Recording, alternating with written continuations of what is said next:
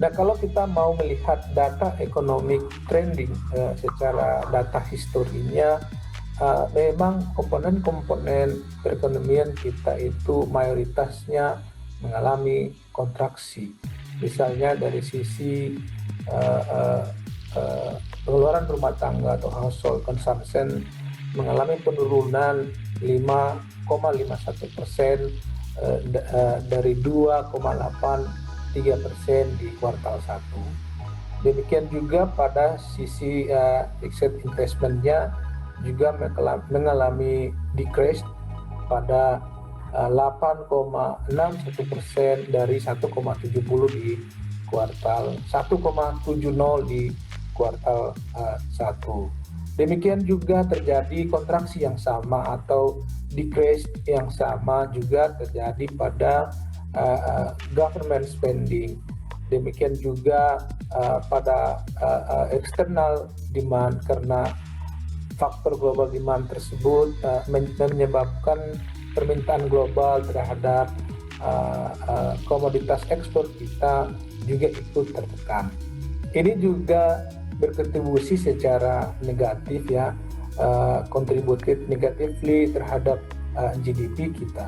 Demikian juga ekspor kita, impor juga mengalami drop, juga dari sisi production side-nya ya, output dari sisi industri mining kita, juga dari sisi manufacturing, construction, juga yang berkaitan dengan perdagangan grocery retail juga mengalami kontraksi serupa. Namun peningkatan justru terjadi pada output expanding kita, pada output expanded kita pada sisi industri telekomunikasi, karena orang kebanyakan di rumah dan menggunakan gadget mungkin seperti itu, sehingga kebutuhan dari sisi consumption untuk telekomunikasi ini mengalami peningkatan. Secara keseluruhan memang kita perlu mendorong agar perekonomian kita ini lebih pada sisi peningkatan dari sisi produksinya. Dari sisi produksi berarti yang kita harapkan di sini adalah adanya suatu perbaikan dari sisi industrial growth atau pertumbuhan industrinya, sehingga itu berdampak kepada GDP growth.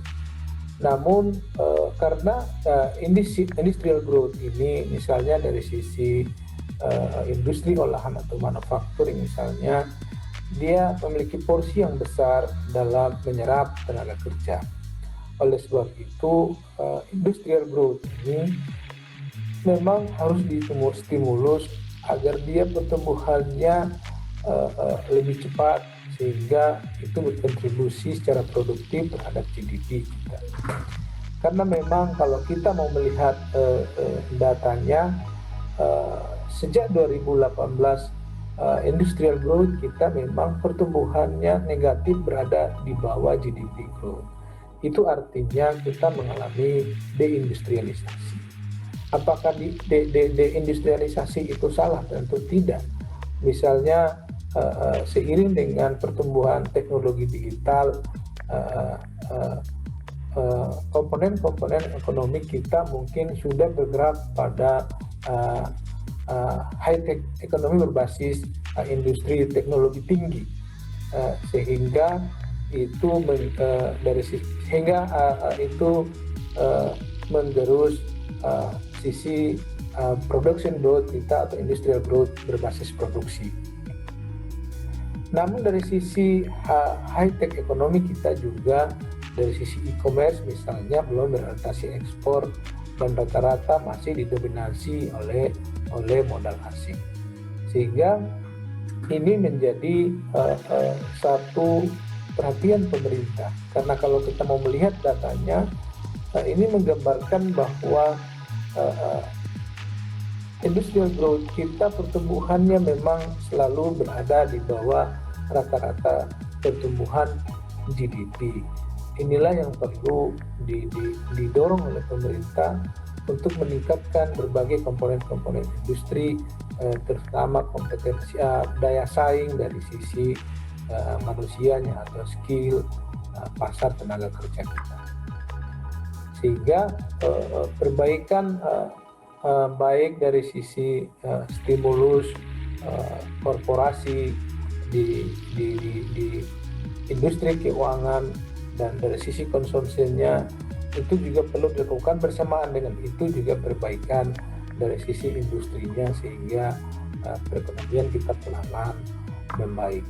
Kalau kita mau melihat forecast atau ramalan dari berbagai lembaga, ya recovery ekonomi kita ini membuahkan hasilnya pada tahun 2001 sampai 2002.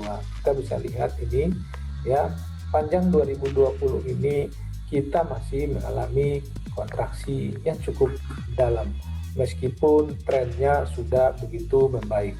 Namun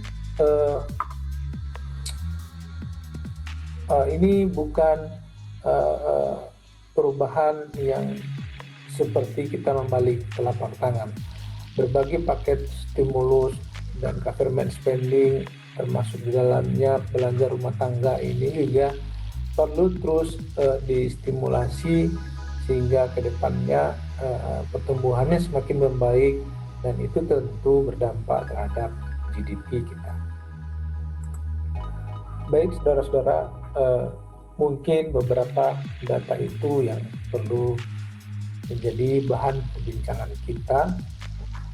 Semoga di kuartal 4 2020 nanti pertumbuhan yang sudah bergerak lebih baik dari 5,3% ke minus 3,2% ini, minus 5,3% ke minus 3,2% ini, kemudian seiring paket stimulus berbagai program-program stimulus dan relaksasi dari pemerintah ini pada kuartal 4 kita berharap pertumbuhan ekonomi kita perlahan-lahan membaik sampai pada 2021 sebagaimana forecast dari berbagai lembaga internasional.